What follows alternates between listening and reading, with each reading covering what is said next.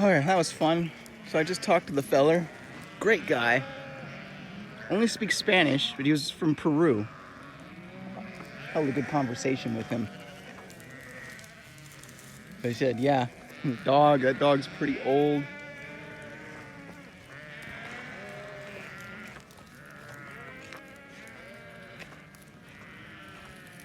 And he says there's like about 2,000 sheep here.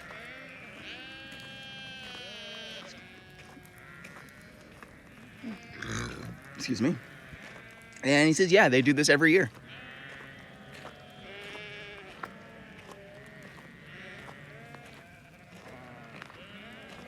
I could be a good sheep herding dog. I walk right through this crowd and they just clear out. This is really cool though, because like I said, all the years I've been coming down here, 7 years I've been coming down here, I never saw it. Most people would assume like I didn't even know about this, and this is like one of the biggest things I've been looking for. As far as I had heard, they actually stopped doing this and they weren't doing it anymore. But maybe they did, just to a different degree. I noticed that a couple of them were actually missing tails, like they had their tail cut off. But anyways.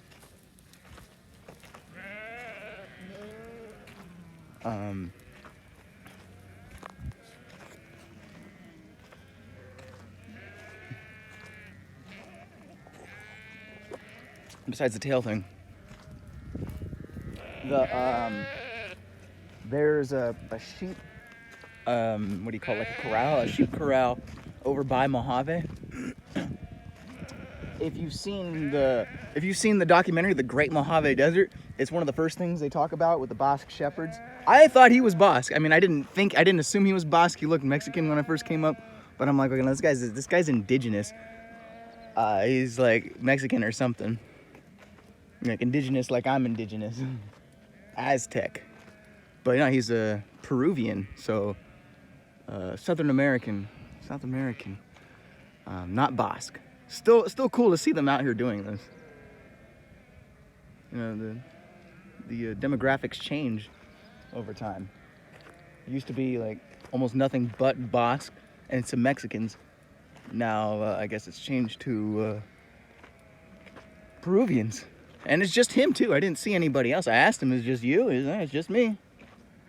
So he's got these dogs out here working the sheep, and then there's him. He goes back and forth and gets water. You see him. He'll leave every few hours, and he'll go in town, fill up with water, and he'll come back in like a half hour, 45 minutes.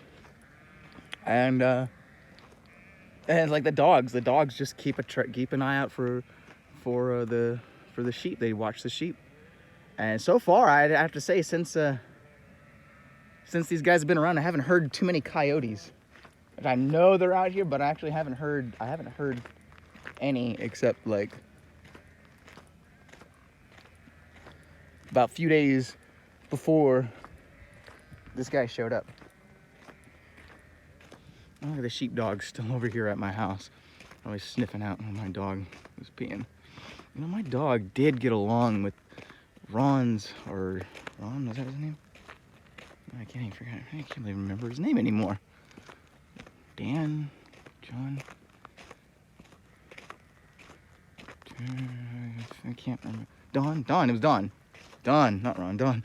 Don has a whole bunch of adopted dogs, and of all kinds of ages, from young to old, and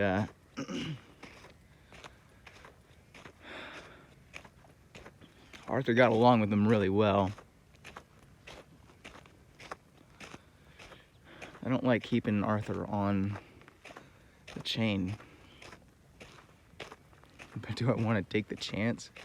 I mean, my dog may be a pit bull and very capable of holding his own against a coyote, maybe even two. But I don't want to see him fight these sheepdogs, because these sheepdogs are older, way more experienced, and if something bad happened and they got into a fight, I just don't even want to think about it. Maybe I should, maybe I shouldn't. I don't know, 2 docile dogs. I mean, they're all work dogs. Their dogs his dog's got a job. My dog's got a job. The main job is keep the coyotes away. Okay, well, this dog's on my property now. Arthur! Don't, Arthur. No, Arthur. No, Arthur. You be nice, Arthur.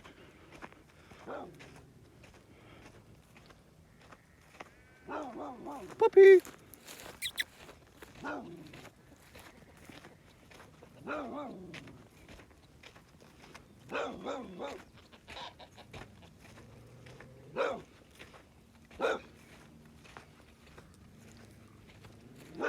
No, Arthur.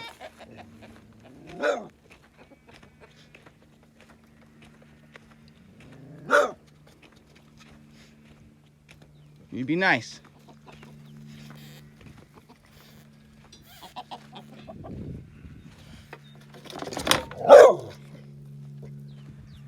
You're my birdies.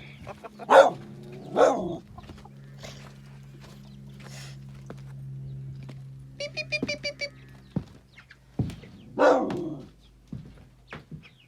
There's two.